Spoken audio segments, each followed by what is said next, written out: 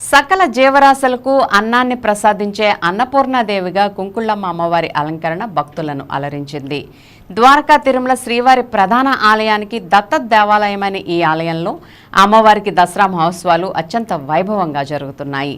ఇందులో భాగంగా అమ్మవారు రోజుకో అలంకరణలో భక్తులకు దర్శనమిస్తున్నారు. ఈ క్రమంలో శనివారం కుంకుళ్ళమ్మ అమ్మవారు అన్నపూర్ణాదేవిగా భక్తులకు దర్శన భాగ్యాన్ని కల్పించారు.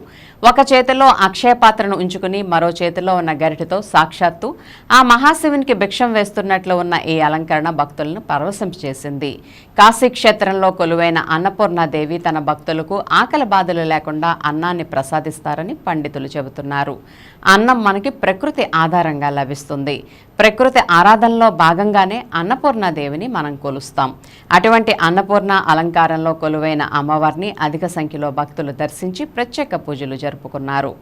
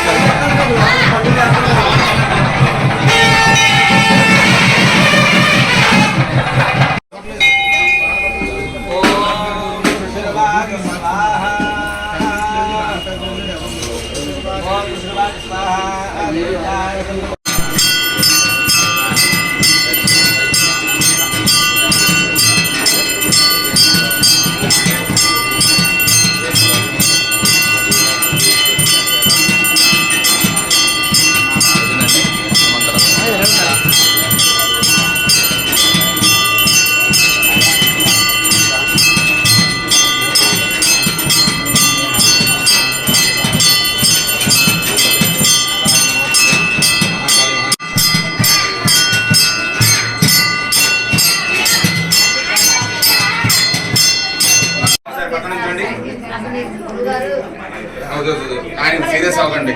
రామకృష్ణ గారు ఎక్కడ ఉన్నారు? అక్కడ నుంచో